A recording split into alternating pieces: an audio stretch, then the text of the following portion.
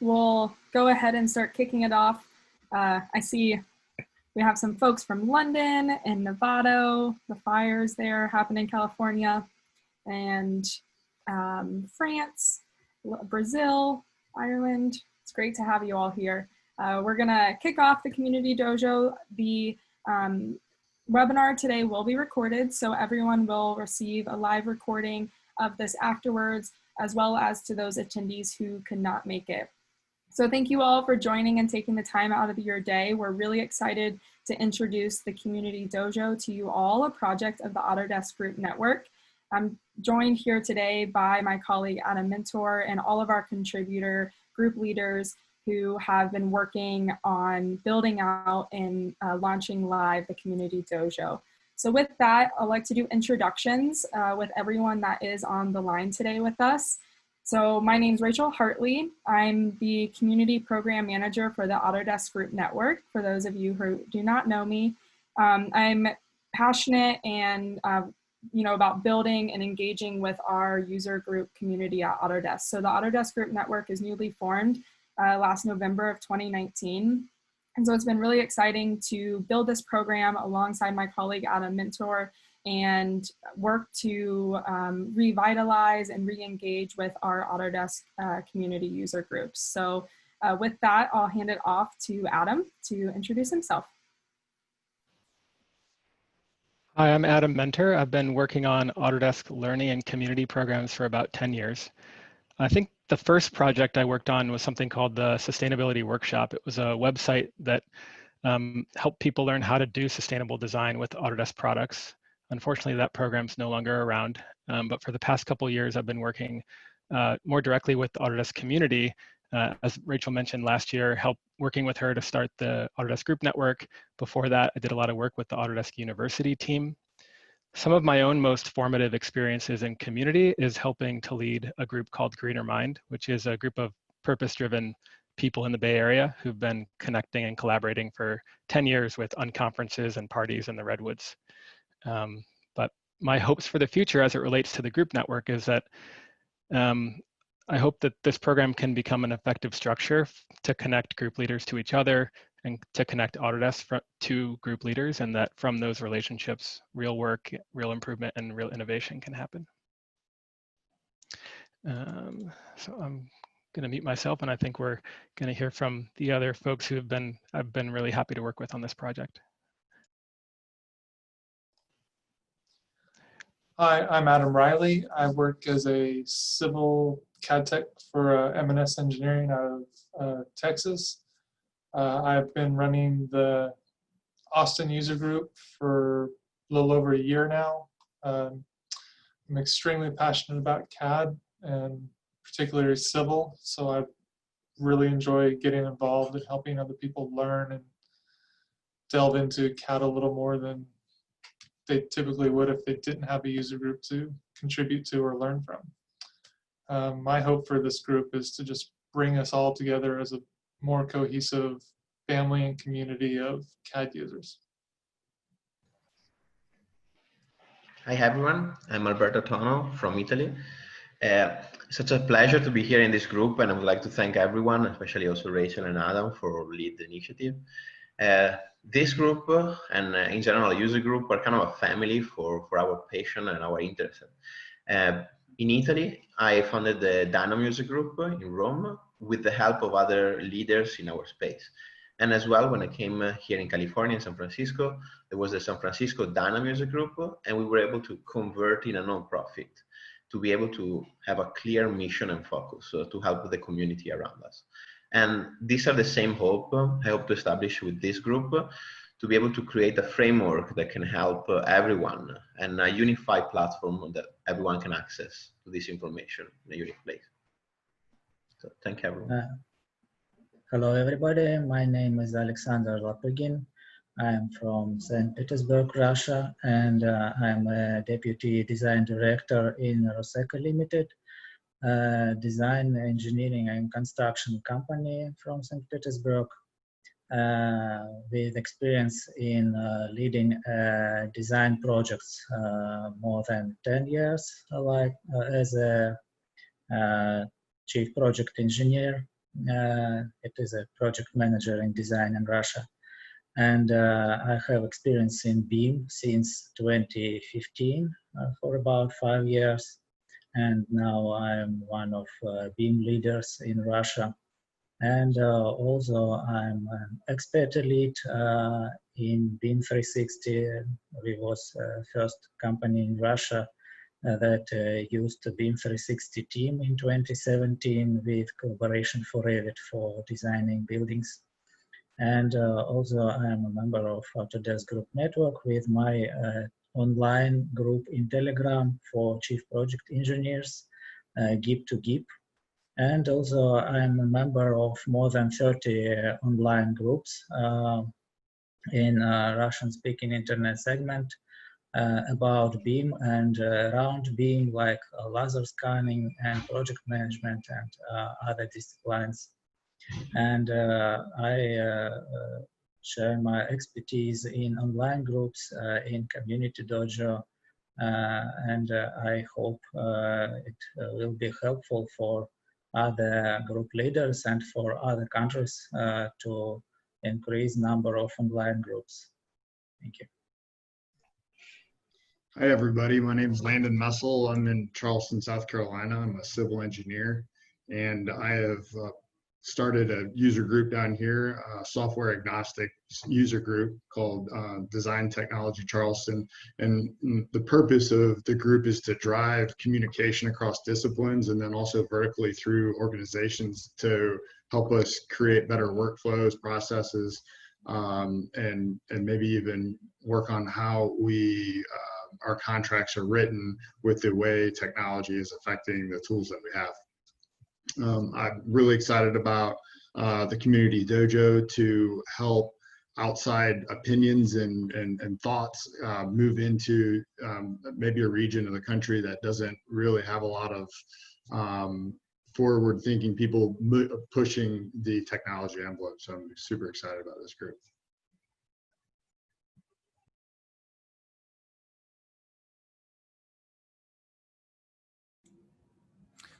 Hello, my name is Tony Carcamo. I'm president of Civil CAD Learning Solutions. I'm also president of the user group here in Dallas, Texas, the DFW BIM Infrastructure User Group. It's been established for about 4 years. It's a new group. We host small networking events. We also host training events, all day or 2-day training events on multiple Autodesk products from AutoCAD to Civil 3D to InfraWorks. I'm also a member of the Autodesk Expert Elite Program and other Autodesk committees and organizations and groups. I'm excited about this dojo group, and I love the concept and the idea. I've always been about networking, bringing people together, sharing ideas, bouncing ideas, and making the product better. So I'm really excited, and I'm glad everybody's kind of joining this group together, and we'll see where it goes. Thanks, Tony, and everyone else. It's great to have those introductions and just see the landscape of where everyone's at and all of our shared interests and passions to, bring the Community Dojo to life, and then also what it can further spur. So with that, I will put up today's topics for today's session. We're gonna really focus on, what is the Community Dojo and why was it formed, and how does it connect with the vision and mission of the Autodesk Group Network program. And then the heart of today's conversation will be touring the live Community Dojo website, helping you get acquainted and know how to navigate these resources, and specifically an overview of our quick reference guides and best practices, where Adam and Alexander will be helping you dive into those, and specifically the online group's best practice guide. And then at the end, we'll open it up for conversation with the host with some live Q&A, and be able to ask us and the contributors the questions that are top of your mind. So with that, I'll hand it to Adam to share and introduce the Autodesk Group Network vision and mission. So for those of you who aren't familiar with the Autodesk Group Network, the Community Dojo is a project of the Autodesk Group Network, which is the new program within Autodesk for user groups and online groups. And the Autodesk Group Network envisions a world where people are connecting in community to share knowledge and collaborate across firms and industries to improve the use of design technology and make a better world. And just to give a little bit of a oral history of the group network. So Rachel mentioned that this program was started last year in 2019, but really there's been a long history of user groups associated with Autodesk technology from the very beginning of the company in the early 80s. There's actually a timeline on the Community Dojo website where you can see all that history. But what had happened was in recent years, Autodesk itself didn't have a good way to build and maintain relationships with the hundreds of group leaders all over the world that were doing great things. And historically, a group called Augie had worked to support local user groups. A couple of years ago, they decided that they were going to prioritize their own publications and their own websites and programs, and didn't have over supporting those local user groups. And so that really created the space for this program to exist and to coexist with Augie. And so now Augie, for example, is part of this broader network, and it continues to do great work. I've been an Autodesk employee for about 10 years, and I think that the community of Autodesk customers is one of the most special things about Autodesk as a company. In my experience, people genuinely care about their work, the technology, and each other, and they want to make things better. They want to make the tools better, they want to help make each other better, and they want to help make the world better. And design technology is a really dynamic field, and I know that these types of community groups are some of the most effective structures for what I call sense making, but also innovation, peer learning, and progress. So I think there's a lot of potential in the work that we're doing here. And so how do we do that is in the mission of the Autodesk Group Network is to create a global network of user groups that and to underpin that community of leaders with the tools and resources that they need to manage their groups, to grow their communities, to connect and collaborate with other leaders, and to reach their own personal and professional goals, and ultimately also to adopt new and better ways of working. And I think it's important to mention that Autodesk is supporting this activity without trying to centrally control it or own these user groups. And really we're aiming to create deeper connections between groups and between groups and Autodesk. I'll turn it over to Rachel to talk a little bit more about the Community Dojo as a project. Thanks, Adam. Yeah, like Adam mentioned, working on how we bring to life this vision and mission of the group network. A lot of our existence in creating the group network was being reactive to what we were hearing and what the needs of our existing group leaders were. And, over time, as we engaged with these group leaders, we were starting to develop a need, an interest in, how do I start a new user group? Or I want to revitalize this user group that existed a decade ago, and I'm passionate about getting that started. And we engaged in many one-on-one conversations, but the need that was surfacing was easy to use resource guides to support people on these journeys and not necessarily replace these conversations, these one-on-one, peer-to-peer support, but to complement them. And a tool that was for and by leaders within the Autodesk community who have, years of experience doing this. So the Community Dojo is now, that is what has surfaced as that project to meet that need. And our goal is to spread these insights and best practices across groups to foster new relationships between our group leaders with that peer-to-peer support, and ultimately establish Autodesk user groups as thought leaders in the industry. And so this is our first proactive and generative project. So instead of being reactive to the needs, we're being proactive to develop these toolkits and resource guides so that we can enable more groups to be formed and managed successfully over time, and ultimately engage and connect our Autodesk employees with leaders in the network and tapping in and realizing that potential value and power of being connected in a network. And so in the dojo, I won't dive into it too deep right now because we will be here shortly, but you can find these 4 pillars of knowledge with our best practice resource guides. There's 6 of them. The people to connect with, our contributors, our peer-to-peer mentors, us on the Autodesk side, and then tools to support group management and specific resources dedicated to groups that are in the Autodesk Group Network.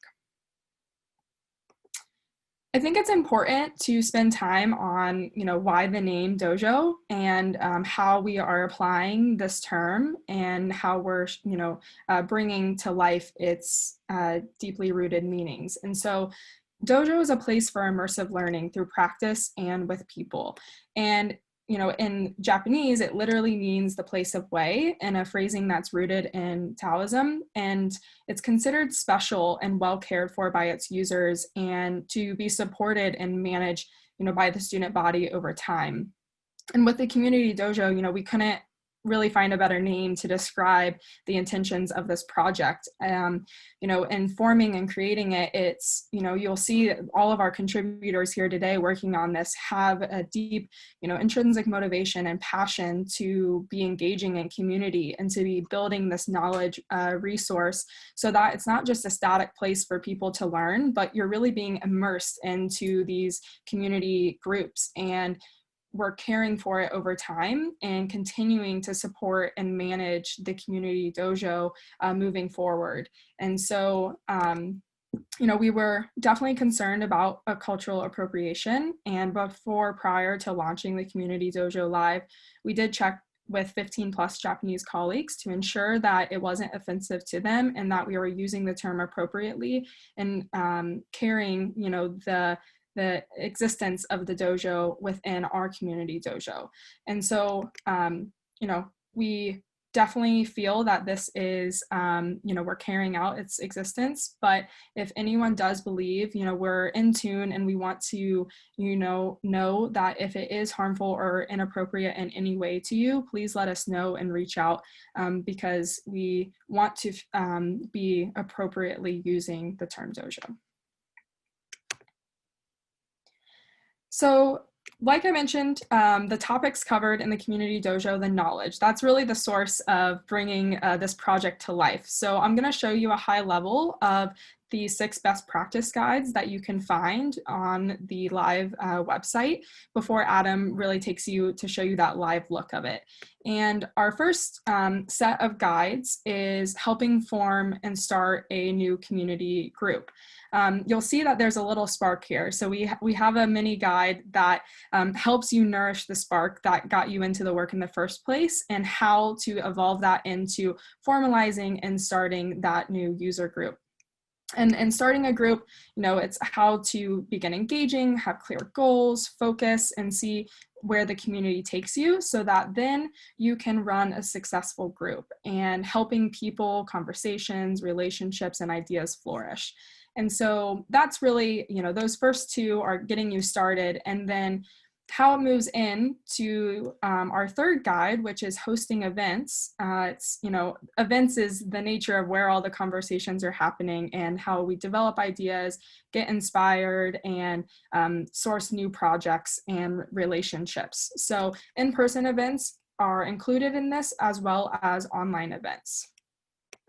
Our fourth guide, which underscores, all of these of starting a group, running a group, hosting events. Tools are an important part of that, to organize these activities, to host conversations, connect people. And we've started developing guides to help you understand what tools are best and what have our group leaders in the past used, and how can you learn from that. Our last 2 guides are specific to online groups, which is definitely very prevalent right now with the light of the current pandemic and everything moving virtual. And so the power of online groups is there. And so it's how to build and run that successful online community when you can't meet in a physical environment. And the last one is company practice groups. So those developing communities of practices within your company, and there's unique challenges and opportunities to design for when managing and leading a company practice group. And so these are our main 6 body guides that we have worked to develop and launch within the first phase of the Community Dojo. And we'll specifically be showing you, what that means with the online groups, and Alexander will be sharing that for you there. But with that, I'll hand it over to Adam to show you how these 6 guides come to life on the website and what else is included in the Community Dojo.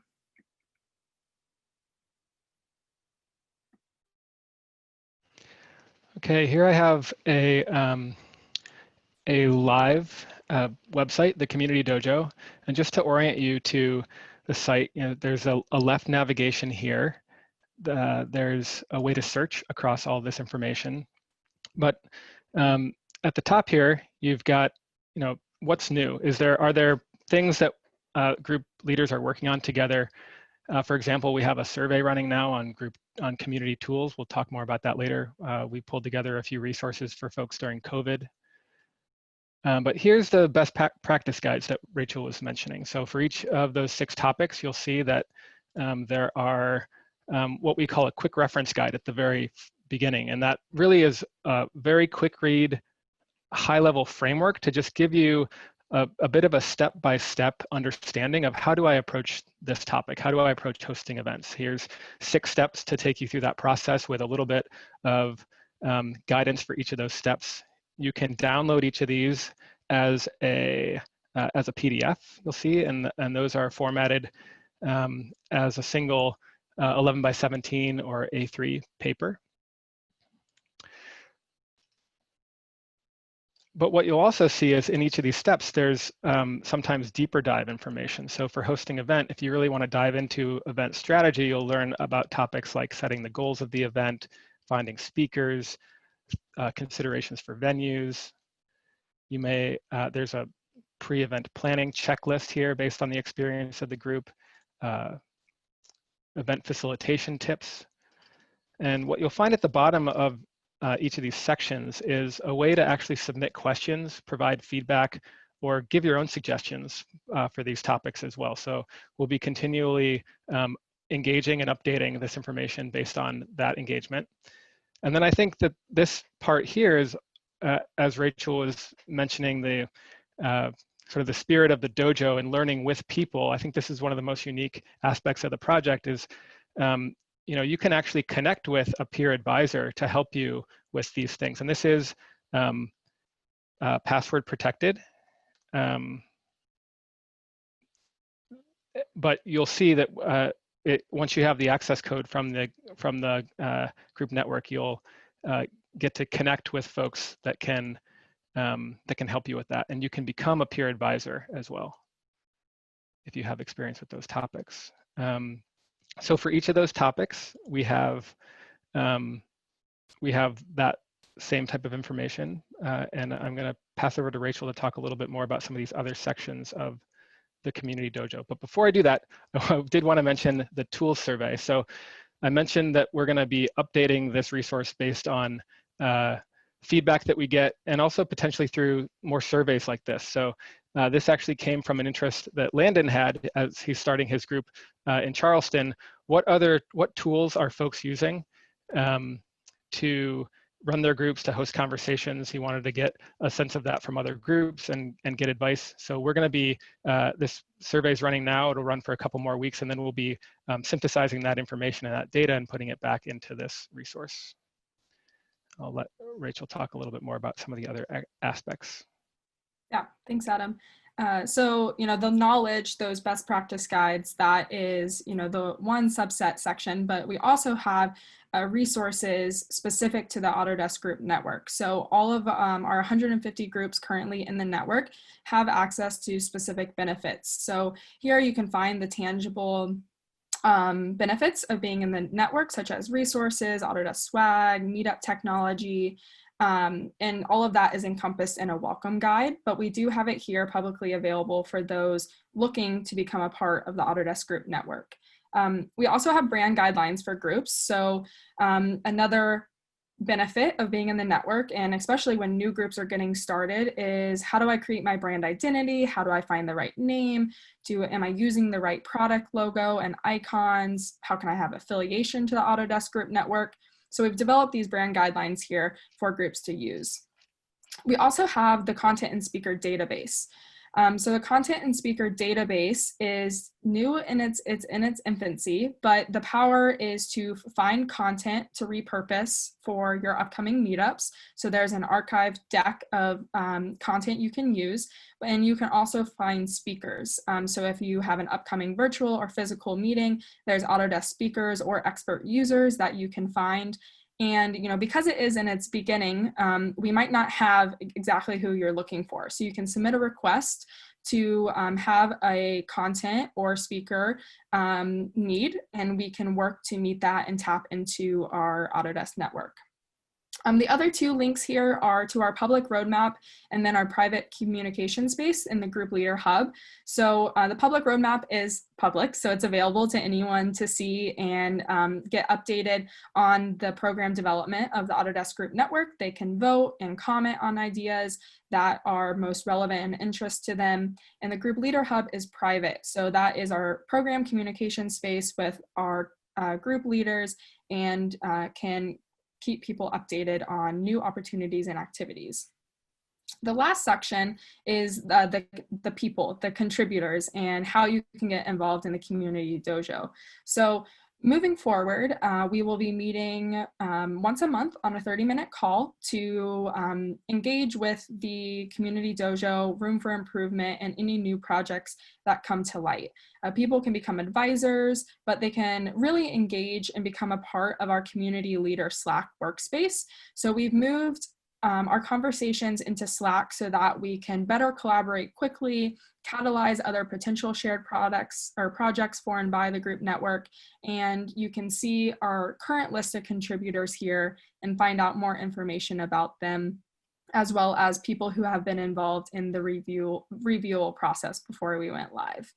So that's really, the heart of the dojo. We have our Creative Commons license down here, as well as information about the group network and the history of the Autodesk community is on here as well. So all of those are really what embodies the Community Dojo of our knowledge, our tools and resources for group network, and the people that are involved in the space.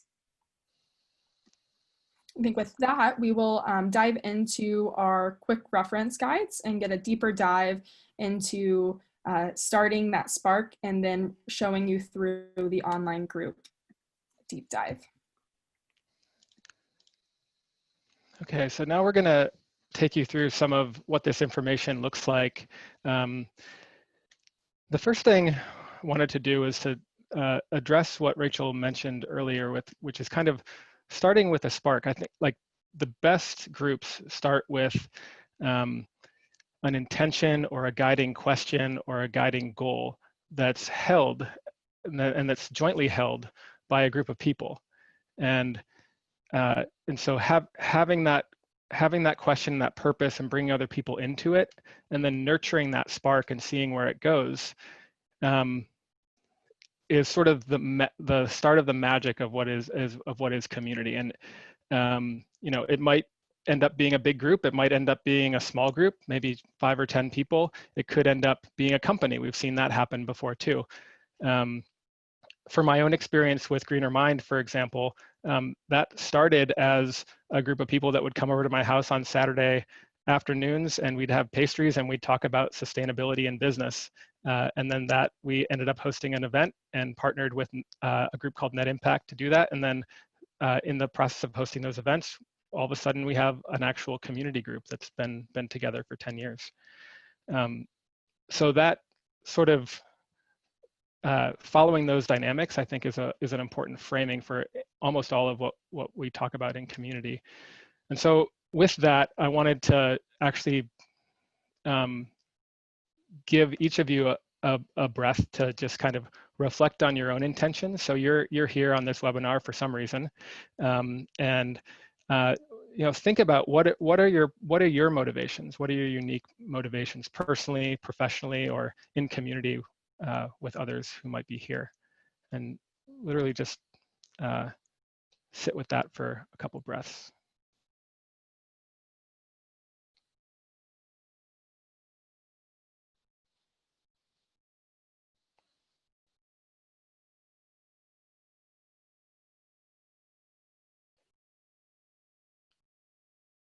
I think that underscores some of what I think is the most important thing about community, which is listening. And so that's listening to yourself and also listening to others and listening to the group. So with that, I'm going to turn it over to Alexander to talk more about online groups and sort of take you through an example of what one of these quick reference guides looks like. As you heard in the intro, he's part of 30 online groups and is leading several, so he's got a lot of great experience in this. Thank you, Adam. Hello again, everybody. And let me start presenting online groups guideline. This part of Community Dojo, which was made with my experience in online groups as a member and as a leader. And let me start from these 3 pages, which are useful for online groups too. It is starting a group, running a group, and tools for group. This page, online groups, is specific. And now I'm going to present it for you. Let's begin from the 0 step with a question. What do you need to create a group? What is your opinion? My opinion is that you need you, your desire, and the internet. And if you have these 3 simple items, you can create a group, and then we go to the step 1. Set up the online space. Choose a platform based on your audience and goals. Platform depends on your audience, because if you start a group through maybe programists, they used to be in Slack as a messenger. And if your audience is more wider, maybe you can use Telegram or WhatsApp or social networks. And if you use social networks, it will depend of your country, which one is more popular, because, for example, Facebook is popular in the United States, and we have in Russia the Facebook analog vk.com, which is more popular here. It has different factors for you to choose a platform. After choosing, you need to configure roles, channels, and settings, and document the group description and ground rules. There is a special page with examples of different ground rules for online groups in Community Dojo. You can find some useful content there. And the next part of the step 1, seed with some initial content your online space. It may be questions, some useful links, videos, and others to interest people who will came first to that space. And then invite members and market. Once the space up and running, start inviting others by email, by social media. If you are a well-known blogger or maybe video blogger, it will be not a problem for you. But if not, it will be not a problem too, because now you have Autodesk Group Network and a lot of people who can help you with starting a group, running a group. You have a contributor database, speaker database, different ways to communicate with contributors of Community Dojo and with other group leaders through Slack channel and through Autodesk forum with Group Leader Hub and through other channels. So Autodesk Group Network and Community Dojo will help you to create your own online group. Get early members to invite their friends and contacts, colleagues. Keep those person-to-person invitations going. And then you can go to the part 3, welcome people and moderate conversation. It is important to orient and welcome new people. Good first conversation and connection can go a long way to more engagement. Keep on top of basic moderation tasks like removing spam, answering the question, help people to settle in your new online space. And then we can go to the point 4, spark activity and conversation. In my opinion, it is not mandatory because it depends of your character. Maybe if you need to have a very active group with wide discussions with more than 100 messages per day, you need to spark activity. If you don't need so big activity in your group, you can do nothing with it. But if you want to have an active group, you have to do something when there is no activity for 5 or 7 days. You may ask questions yourself or send a survey. For example, where are you from? What is your current position? Which software do you use for your working purposes? And other questions. You can share something from your work or encourage people to share. You can post news, and with your reaction, you can post some funny memes, but not very often, of course. And then we can go to the step 5, develop other community leaders and moderators. It is not mandatory too, because if your audience is not very active, maybe you don't need help. But if you have an active group, you will need a second and third moderator and administrator of your group. And you have only to ask people to help you, and you will be surprised how many people are ready to help you with it, because moderator is a famous person in professional community, and it is interesting for a lot of people. Recruit the top contributors to help moderate conversations and get more involved in the group.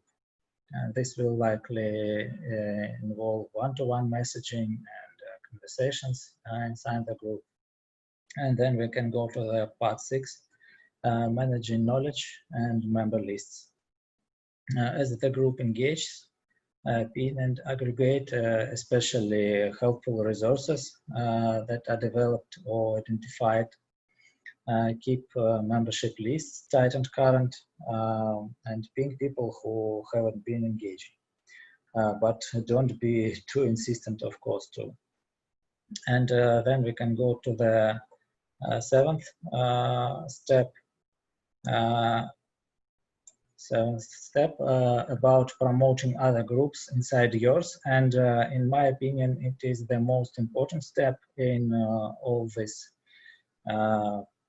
page, because I've spoken about it with other group leaders. Some of them are Autodesk Group Network members, and some of them are not. And not all of them agree with me that we need to share our knowledge and share other groups and promote other groups inside ours. But I think we have to do it because information has an amazing property. When you share it, you don't lose it, and other people will get it in that moment.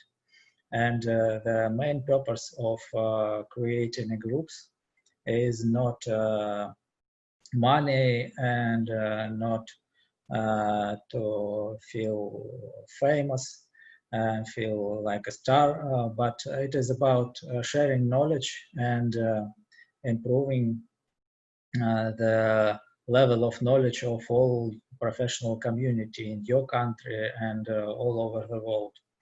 And I think trying to have a monetization of traffic or of number of members of your community is not a reason for not sharing other groups inside yours. Promote other groups that are useful for your audience. It gives you a reputation in a professional community. Groups will grow and improve together through a mixture of competition and cooperation. I merged both recommendations from point 6 and 7 in my group and pinned a list of specific groups at the top of communication space in my Telegram group to help other members of my group to find the specific group for their purposes, for answering any questions which they have in their work. Then we can go to the step 8, collecting member data and use analytics to improve. Your group is your project, and you as a group leader are a project leader. And as a project leader, you need to improve your project continuously, and data is the basis for this improvement. And data is the basis for PDCA cycle of your group. You need to take care of the data you collect about and from members, study engagement trends in your group over time. What can you learn to increase the group's value? And there is a special page in Community Dojo about managing group data. You can use it at this point too. And then we go to the part 9, learn and improve through feedback and engagement. It is about PDCA cycle and continuous improvement too. As you engage, you may want to change community rules, platform settings, or the platforms and tools you're using. Community Dojo will help you with it because we have a list of group tools, a list of platforms, and we practice this approach in Community Dojo too. You can find at the bottom of every page of Community Dojo a little survey about how helpful was this page and how we can improve it. Please use this survey through using Community Dojo, and stay flexible and do what's working in your groups. I have a little example by Anton Ilyichov's Civil 3D Internet Community, launched in WhatsApp in 2018. And after a few months of existing, we understand that there is a lot of spam in our WhatsApp group. And Anton decided to move group from WhatsApp to Telegram. And it was a reason for me to install Telegram application on my phone. And as I understand, today it was the beginning of a long journey. Thank you, Anton, from me that now I'm here speaking about a lot of Telegram online groups. On this major note, I can give the floor back to Rachel Hartley. Thank you for your attention, and I will ask your questions later.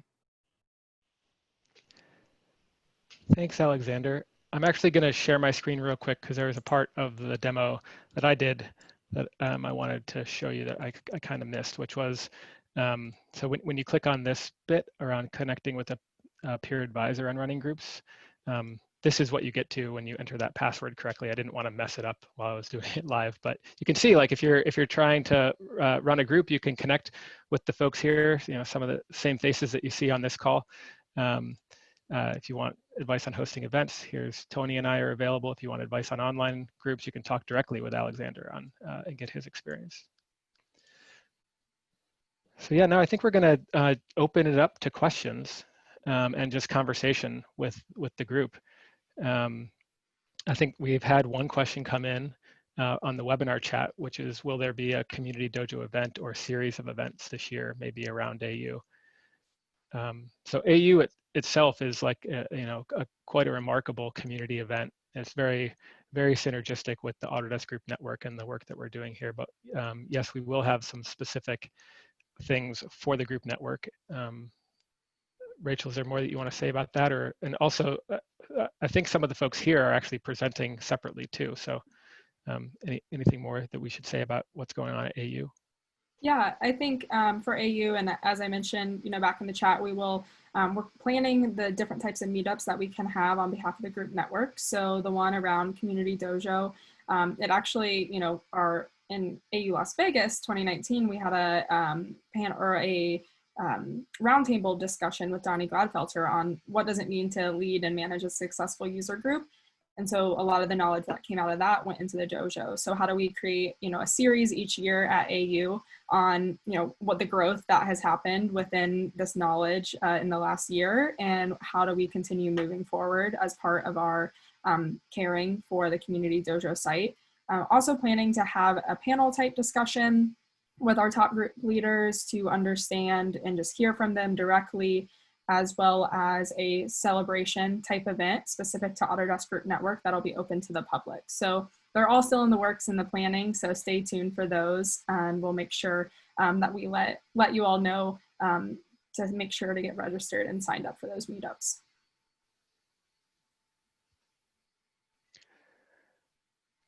Are there other questions? I see an advice from Ralph to check out the TED Talk by Seth Godin on the tribes we lead. Very interesting and helpful. I think also pretty synergistic with the work that we're trying to do. Sort of, in a lot of ways, the people that are leading groups are the leaders of the tribes of Autodesk community.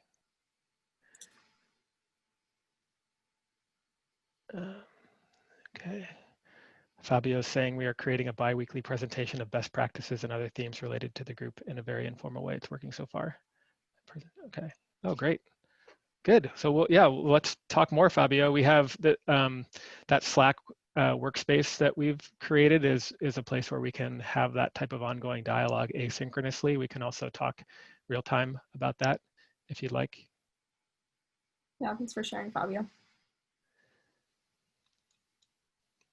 Are there other questions that folks have to the people here?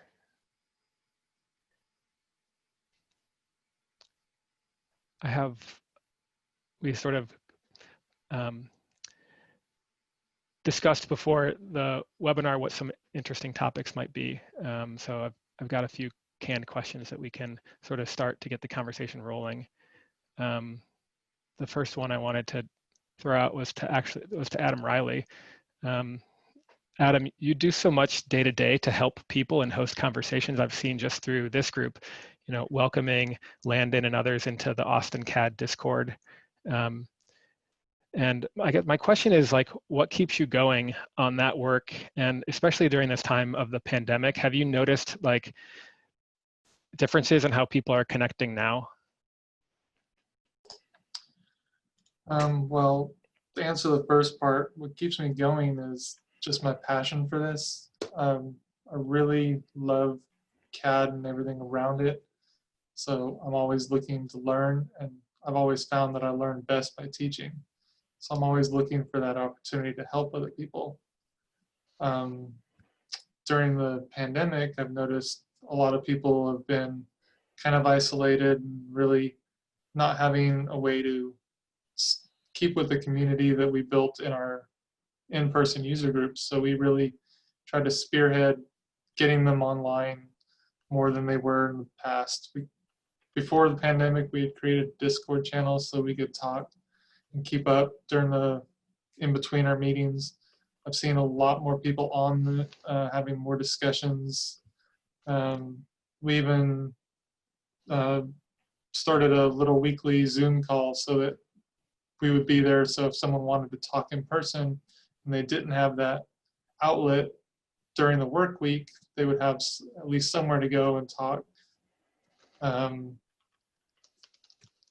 Haven't really seen a huge drop in our numbers because of that, because I think we've just been trying to really help our community stay together in this whole pandemic, and I think it's been really great. Great, thanks, Adam. Anything else that other folks want to contribute to that answer in terms of how things have shaped up during the pandemic and how they're keeping going during this time?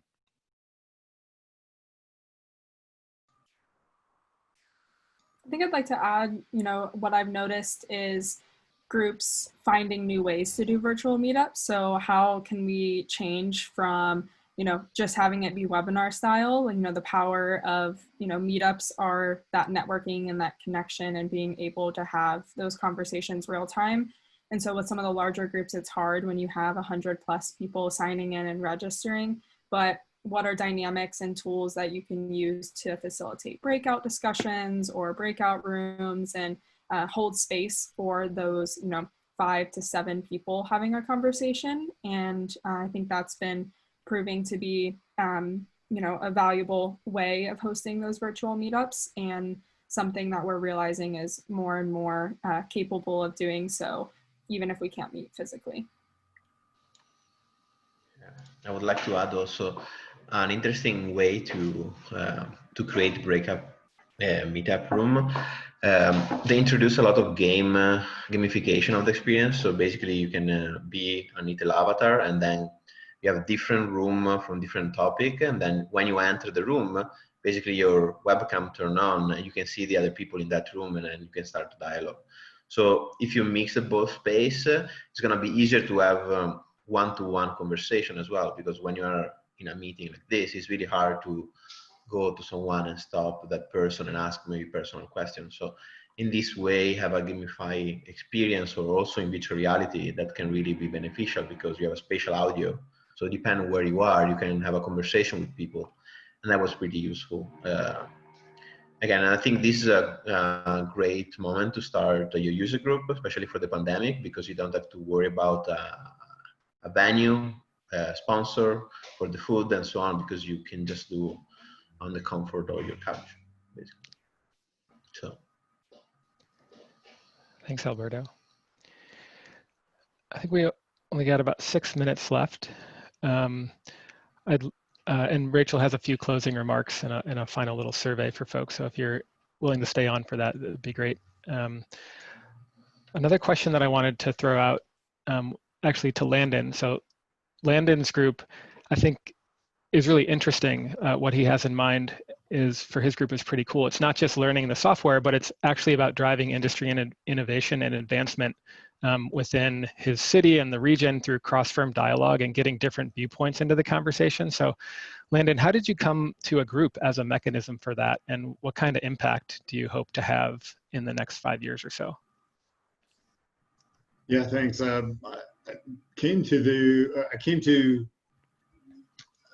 There's so many different programs that we use to get from A to Z as a civil engineer.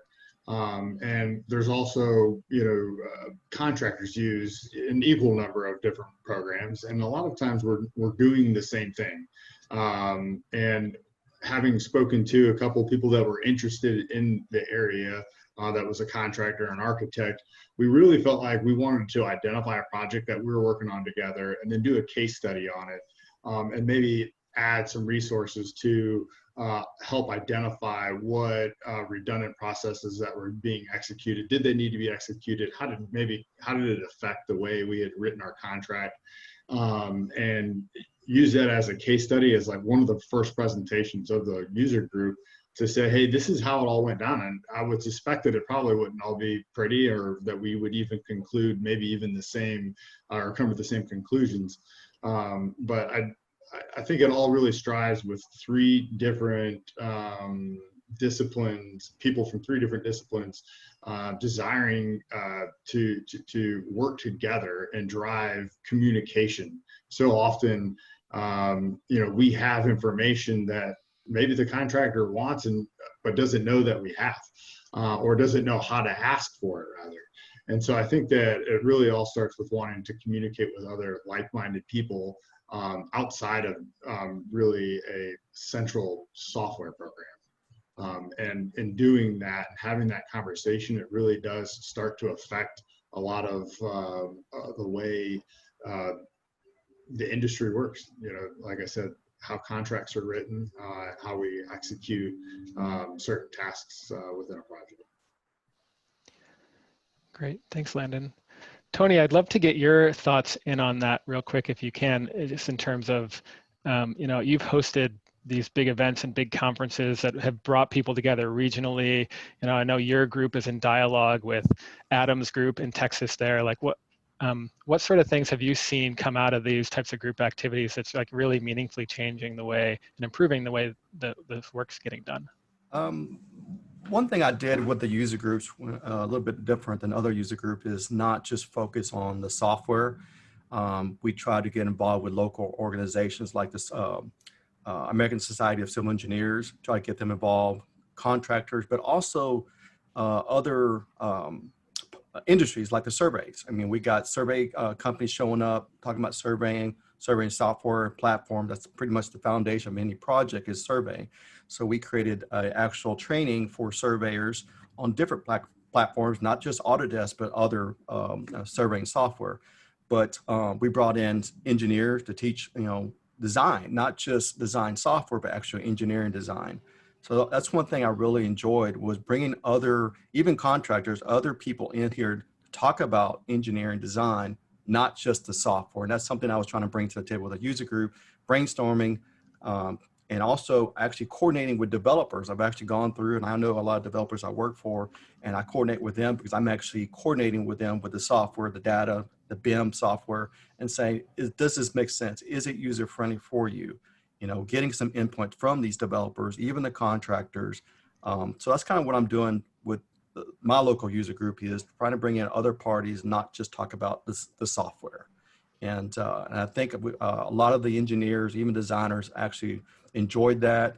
I've actually reached out to local universities and actually did a kind of a small get together with local students and stuff.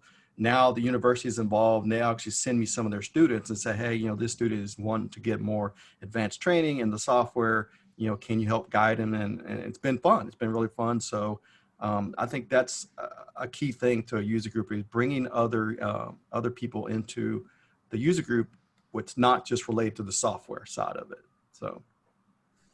Great. Great advice. I've found that to be really resonant too, is when you start with the practice and then the tools are just supporting the practice. It's totally the way to go. So I think Rachel has a few closing remarks. Yeah, I'll pass it back over to Rachel. Thanks so much, everybody. I know we're right at the top of the hour, but I'll just be popping up a quick poll and survey for you all. There's just 2 questions there. Love if you are able to vote for us. And while you're doing that, I'll just put up how you can continue the conversation. And these, you know, recordings will be shared out again, and we'll follow up with an email via that way. But you can get access to the Community Dojo, joining our Slack workspace. Please email us if you are very interested in joining that.